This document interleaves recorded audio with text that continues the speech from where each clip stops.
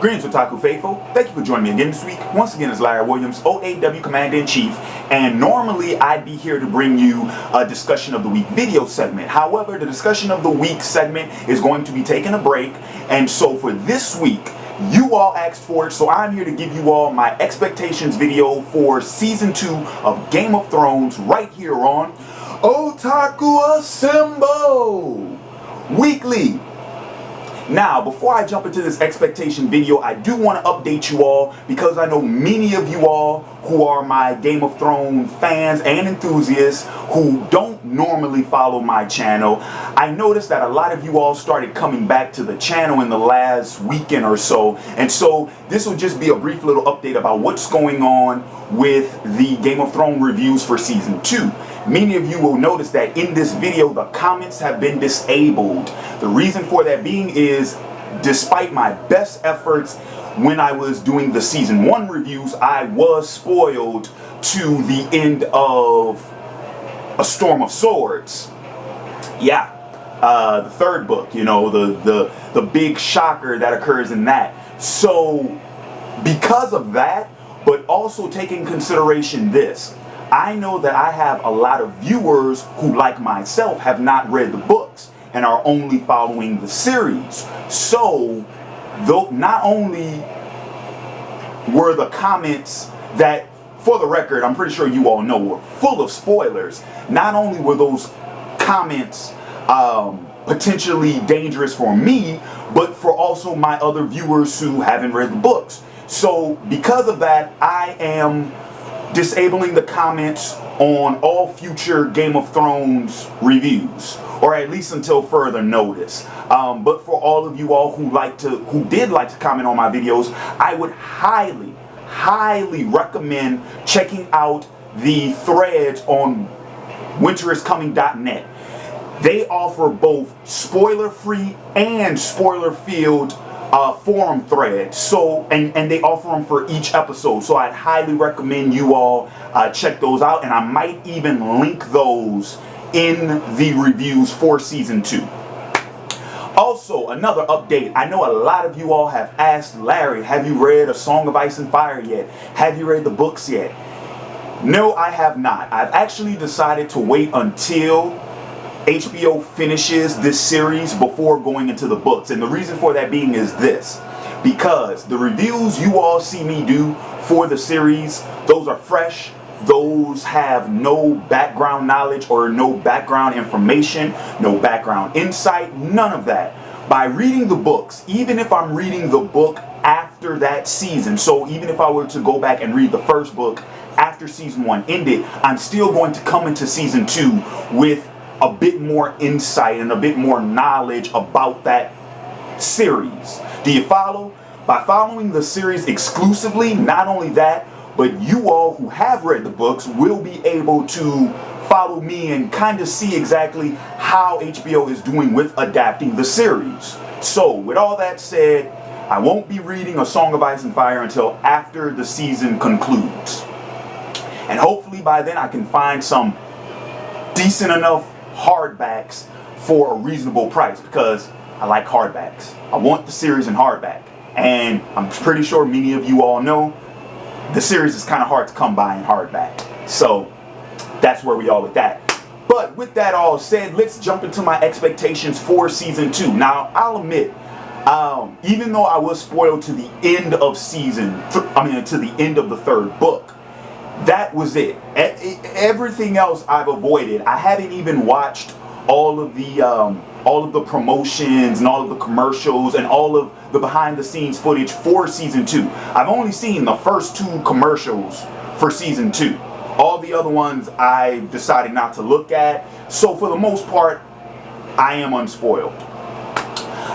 So what am I expecting to see in Season 2? Okay, well, I'm going to go ahead and I'm going to tackle this much like how I did with my reviews, where I'm going to pretty much address each character, or at least each group of characters. So let's start off with the cast in King's Landing. We know that at the end of Season 1, we know that Joffrey is now king. He now sits on top of the Iron Throne, and he will be a much different king than Robert was. We've already seen that tyrannical nature in Joffrey, which I find very, very, very ironic, considering how the cast, well, I'm talking about the characters, not the actual acting cast, but the characters. The way in which the characters talk about Aerys, the Mad King, you know, how they criticize him, you know, talking about, oh, he was just batshit crazy, he was off his lid and whatnot. I'm starting to see traces of that in Joffrey. And if memory serves me correctly, wasn't Tywin the hand under Aerys? So that could have something to do with it. But I'm starting to see that Joffrey is going to be that kind of loose cannon tyrannical ruler, especially since, I mean, let's face it, number one, he's extremely young, and number two, he loses his temper very quickly, extremely quickly. So I can see that happening. But since we're talking about Lannisters, one thing I am hoping to see in season 2, we've already seen Joffrey disobey his mother's orders, and so I'm hoping that what will happen is that there'll be some type of tension will spark between Cersei and Joffrey. I'm really hoping for that, because I don't think Cersei is as much of a heartless bitch as we saw in season 1. I don't think that's the case, and this will be that opportunity to shed some light on that character. But I will say the one Lannister I'm looking forward to seeing the most is Tyrion, because Tyrion will fill in Tywin's sort of, I guess you could say, his promotion, I guess. Tywin was supposed to be the hand of the king under Joffrey, but instead, because Tywin is currently dealing with the war against Robb and the Northerners, he decided to let Tyrion fulfill that position. And so I'm very interested in seeing what Tyrion would do with that much power. And also, like I said, I mentioned that I want to see some type of tension between Cersei and Joffrey. I also want to see some type of tension between Joffrey and Tyrion, and then between Cersei and Tyrion. I want to see how that little triangle between them will develop. So as far as what's going on in King's Landing, that's what I'm looking to the most. I will say I don't really care much for what happens with Lord Varys or Littlefinger. Not really interested in those two characters to that extent. However, I will say that I'll bring up Lord Varys again, because there is something dealing with him that I am looking forward to in season 2. So I'll bring that back up later on in this video. But since we just got off the Lannisters, let's transition to, like I said, Tywin. Because, like I said, Tywin is currently involved in the battle with the Northerners. And so with that, to be honest, I don't really have... I'm not really expecting much from Tywin other than him continuing doing what he's already been doing, and that is fighting that war. But of course, we know that Tywin has the reputation of being a highly intelligent and a very effective military strategist, and then of course he's the richest man in Westeros.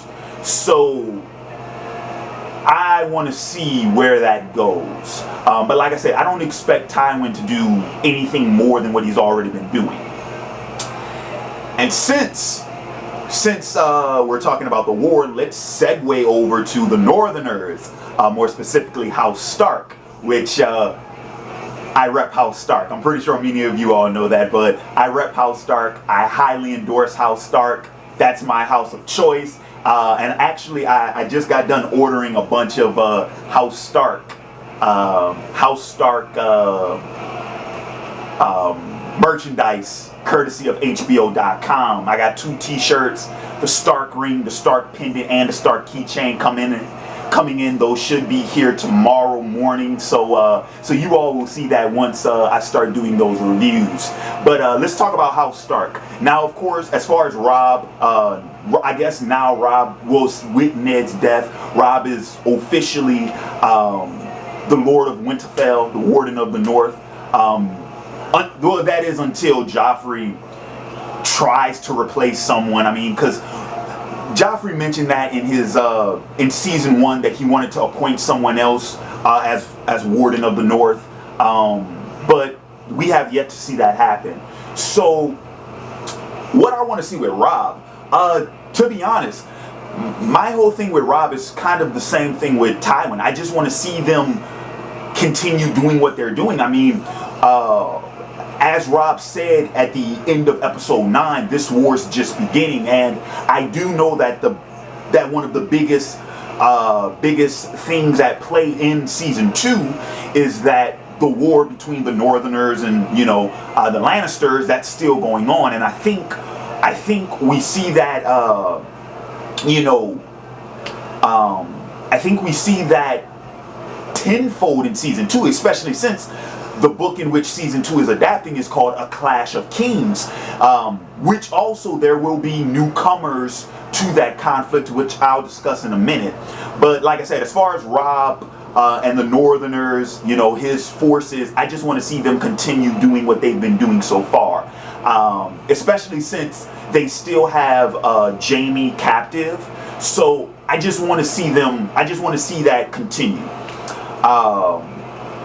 As far as what's going on with the rest of the Starks, we know that Bran is still in Winterfell along with Wiccan. Not sure what to expect from them. I gotta say, my expectations for those two characters are completely open. I don't know what to expect from them.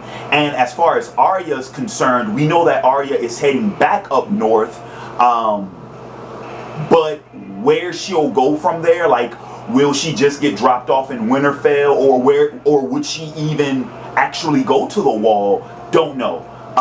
Like I said, my expectations for Arya are completely open.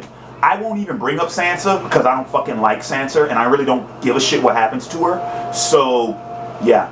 But since we're talking about the North, let's talk about the Men of the Night's Watch. Let's talk about House Black. We know that at the end of season 1, the Night's Watch, they went north of the Wall, and they have a war of their own to fight because, of course, the reports from north of the Wall have continued. They've spread to the multiple keeps of the Night's Watch, and so Commander Mormont just said, you know what, fuck it. Pack up, strap up, let's go. Let's ride out. Let's go. Let's head north. And then also we do know that as far as the whereabouts of how did I forget his name?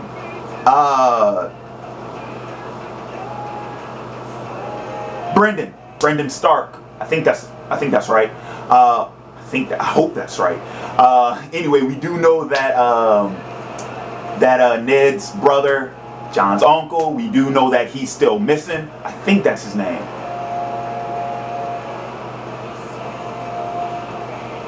This is an off-the-cuff video. Don't sue me. So don't crucify me. Anyway, but so of course he's still missing. And okay, so what do I want to see with the Night's Watch? What am I looking forward to with the Night's Watch? To be honest, I talked about at the end during my my episode 10 review, pretty much, some of my early expectations for season 2, but the one thing I talked about was that I didn't want some type of time skip in between the first 2 seasons, because I want to see that entire expedition with the Night's Watch north of the Wall. I want to see that, and I didn't want them to do some type of time skip where when we go back to the Wall, they're coming back and they're all beaten and battered and bruised, and their morale is down, and their numbers are few. I don't want to see that. I want to actually see what happens north of the Wall, and I think that's what we're going to see. Just from some clips I've seen, like during the commercials. I know that the cast and crew. I know that the cast and crew spent a lot of time in that location. But consider this, because this is actually what I'm looking forward to.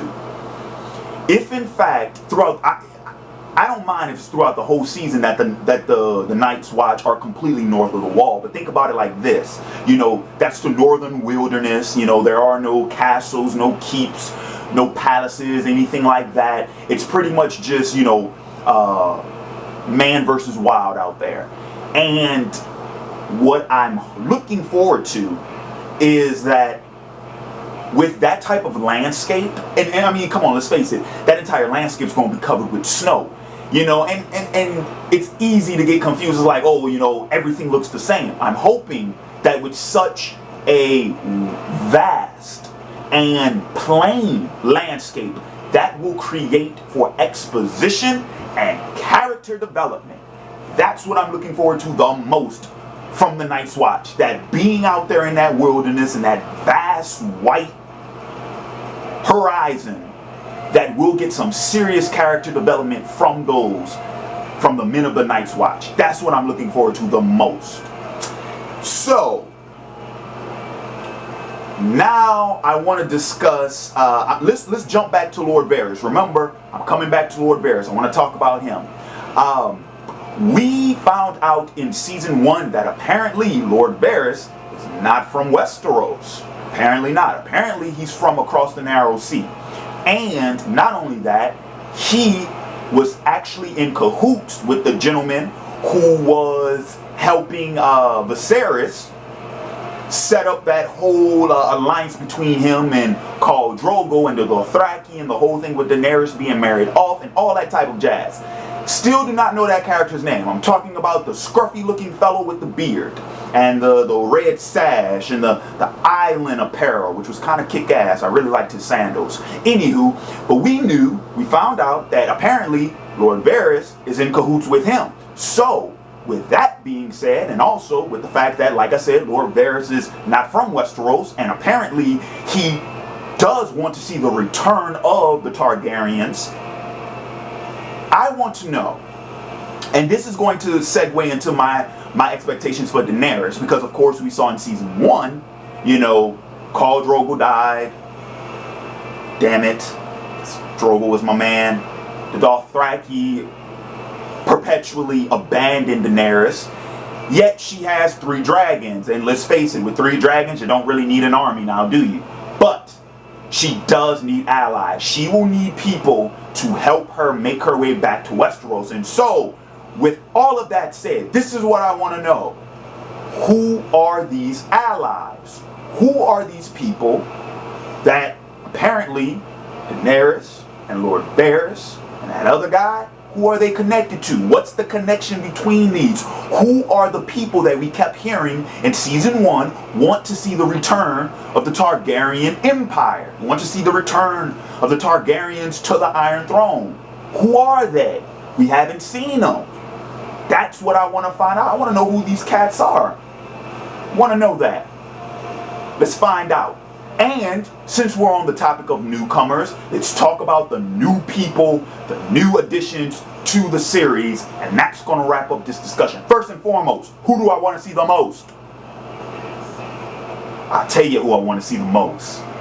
Stannis Baratheon. Ours is the fury. I want to see Stannis. We kept hearing about Stannis in season 1. We never saw him. We know that. He is a very powerful military leader. He's a warrior. He's a warrior. Maybe not in the light that Robert would prefer, but we did get the idea that Robert actually liked Stannis a little bit better than he liked Renly. Oh, and I'm gonna come back to Renly. Actually, right after the Stannis discussion, we're gonna discuss Renly and homeboy Lord of the Flowers, whatever the hell his name was. You know which one I'm talking about. We're going to talk about those two because I got expectations for them too. But I want to see Stannis. Oh, I want to see Stannis, especially since the first commercial was talking about Stannis.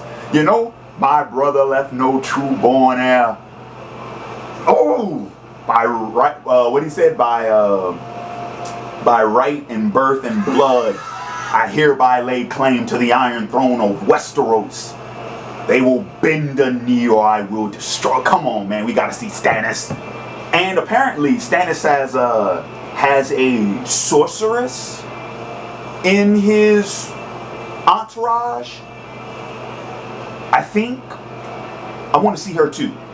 Want to see? I saw a glimpse of her in one of the commercials. Want to see her. Want to see her. But since we're talking about Baratheons, let's talk about Renly and his partner. I'll tell you this. I got high expectations for Renly, and I'm gonna tell you why. We know that Renly's not a warrior. He's not a soldier. But apparently, from what we heard from Lord Loras, I think was his name, the Knight of the Flowers, or Flowers, or however the hell it says, you know who I'm talking about. We heard him tell Renly that apparently the people like him. So Renly's not a warrior, but apparently he's a very effective diplomat, and a very likable one at that. I want to see that, because let's face it, in season 1, we heard that Renly was good at that, but we never saw it. You know, Renly never got his time in the spotlight. He never got his opportunity to showcase his talents. So that's what I want to see. I mean, let's face it, the whole time, I think that now the series is going towards, we got two conflicts at play. We have a physical conflict, which is the war, and we have a political conflict. Well, the political conflict is where Renly, that's his arena, and that hasn't played out yet. Like Renly hasn't showcased his talents because he didn't have the venue to do so. Now I think he does. So I want to see Renly showcase his talents. And talking about his partner, Knight of the Flowers, we heard that apparently he's supposed to be a kick-ass fighter. I want to see him. I want to see him throw. I want to see him throw some bows, man. Swing some swords. I want to see that. Don't talk about it. Be about it. I want to see it. I want to see him fight. I want to see him back it up, man. I want to see that. Hell, I mean, we know that Renly isn't really favorable of Stannis. But I tell you, man, I would love to see Renly and Stannis team up, and to have, you know, the Knight of the Flowers fighting with Stannis' forces, man, that'd be cool. I'm just saying, it probably won't happen, but it'd be cool. I'd like to see it. If it does, it'd be cool. I'd like to see that, you know, brotherly love, man. Come on, man, they killed Robert. Brothers need to unite. Fight him. Fight him. Okay, one more character that I heard is going to appear in season 2 that I'm actually looking forward to seeing is the Sea Lord of Braavos. If many of you all remember, Syrio Farrell was the first sword of the Sea Lord of Braavos, and we don't know what happened to Syrio. Syrio vanished, and from what I heard, he hasn't even reappeared in the books yet. So we don't know if he's dead. We don't know if he escaped. We don't know. But you know that old saying: until you see the body, it's ambiguous. It's up in the air. But apparently, the Sea Lord is going to be in this season. You know, they killed his boy Syrio's missing. He's coming to Westeros. He's coming. And being a Sea Lord, that means he carries with him a navy. And I saw one clip, little glimpse. Apparently, saw some people fighting on a ship. So naval battles in season 2. I want to see them. I want to see them. I want to see some naval battles. Yeah. Doesn't have to be anything too flashy. You know, I don't want to see, we don't necessarily have to see, Pirates of the Caribbean at World's End. But hey, HBO, I'll tell you this. Never underestimate what you can do with good old smoke and mirrors. Whatever they can do to pull off the effects. Hey, I just want to see some naval battles. I want to see people swinging across ships. I want to see arrows and crossbows and flying across ships. I want to see people falling in the water, people running up on shores and fighting on the shorelines and all that. I want to see that. I want to see it. I want to see it. But yeah, I mean, I guess that'll pretty much wrap up my expectations. Like I said, I got certain expectations for others, not so many expectations for other people, because like I said, a lot of stuff is open. But anywho, let's see how this all turns out. Oh, and there's one thing I do want to address about, like I said, because I was spoiled to the end of the 3rd book. I'm not going to harbor on that. I won't worry about that, because here's the thing. Even though I know what happens, I don't know how, and I don't know why. And I've already been coming up with theories on how that's going to happen. So like I said, even though I was spoiled, I'm not going to worry about it, because now, see, this is the fun part. Okay, so I know this is going to happen, but I want to know how, I want to know why. And I got theories. And right now what I'm playing with is let's see how right I am. We'll see. We'll see. But anywho, that's going to wrap up this expectation video for season 2 of Game of Thrones, which kicks off this Sunday. And just so you all know, I will be doing a live blog TV for the premiere. That'll kick off Sunday. I'll probably start it at around, say, I might start it at, say, maybe 7:30 Central Standard Time, 7:30 p.m. Central Standard Time, like a half an hour before the premiere actually starts. However, though, I probably will have to turn off the chat so that, you know, so that no assholes who want to spoil shit will pop in and shit like that. But, or I might not even check it. But we'll see what happens. So I hope you all will catch me for that. And with that said, this has been Larry Williams, OAW Commander-in-Chief, signing off. And until Sunday, remember, cold winds are rising. And yeah, the North remembers. We remember. Until then, peace.